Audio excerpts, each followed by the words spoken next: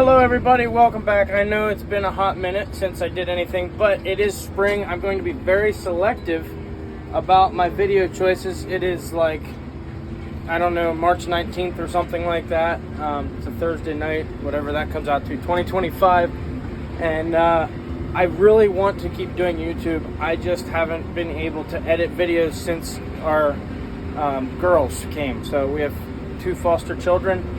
And then we also were able to conceive, and we now have a daughter, so it's wonderful news. So I have 3 little girls, and when I get home at the end of the day, when I used to edit videos, I now get to be a husband and father, and it's wonderful. We're really blessed, but I still don't want to give up on the YouTube thing. I'm just going to be very selective and trim back on how many videos I make. So we're in the Puma 130. And we are actually going over to the field where my roller crimper is parked. So I had the roller crimper parked at the farm for the winter, but I was trying to use it as a stalk chopper for my dad, and it never happened. We didn't get time. And long story short, tomorrow my dad's getting a Salford, and my roller crimper's chopped liver. He's going to use that to chop stalks before we get the planter out, so I can figure on bringing my crimper home. Being that it's the end of the day, it's getting dark. So what I did was I actually took a set of flashers that came off of our old hay rake that we sold. I saved them. They're magnetic flashers with a wire harness, and I'm going to stick them on the roll crimper. Then I'm going to have lights because I'm 15.5 wide. That's a little sketchy bringing that home, especially considering I got to go through town. So thanks for checking in. Stay tuned and I'll show you what we're doing. Alright, so I stopped recording because it was getting dark. You couldn't see, and I was getting rained on the other night when I was setting up lights. But I put those magnetic lights on like I showed in the video, and then I learned how much they cost, and I was like, well, I'm not buying them from Dad when I have some materials. I have these lights.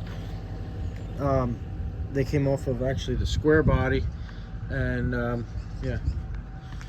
So they came off of that truck. They were under the front bumper, and I swapped bumpers around. It has an air dam now. Had some conduit left over from construction of our chicken house.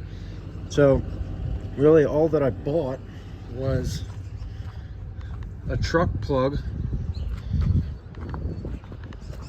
a junction box, and this wire that runs out to the sides. And so we hooked that all up. And then the other thing I'm working at doing right now is take this plug out and pumping all the waste oil we have on our farm that I can get my hands on inside of this. The beauty of waste oil, as opposed to filling this drum with water, you need down pressure to get this crimping action. But by dumping waste oil in, I don't have to empty it in the wintertime to prevent this thing from freezing. So waste oil is more of a permanent fix. But as you see here now, I'm standing looking right at the side of the tire. You can see how far this thing sticks out the side, and that's a hazard. So I wanted to put flashers. Those are high and low beam, so they turn on as markers, but they flash bright as a signal. And also here's the driver's side where the oncoming traffic would be. So you'll see a really bright, here, I'll show you. You'll see a really bright, and then if I turn the headlights on, they actually stay on with the headlights, but they come on with the flasher as well. So tractor's not happy because it's not running, but yeah, big hazard there. I'm thinking I'm going to get it insured just in case somebody whacks me. I mean, I have a liability policy. And I also put that guy on just for an extra measure. When that thing is up, I can just barely see the tip right there over the fenders, so that would give me better visibility over that big son of a gun fender. So all right, well, I apologize I didn't keep you guys all in the loop on that.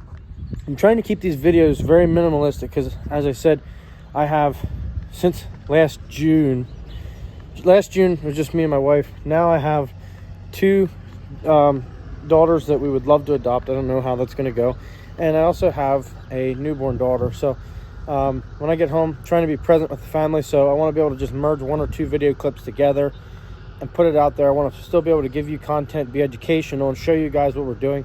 But I also need to keep it simple and be present for my family. So I really appreciate it. Thank you guys, and God bless you.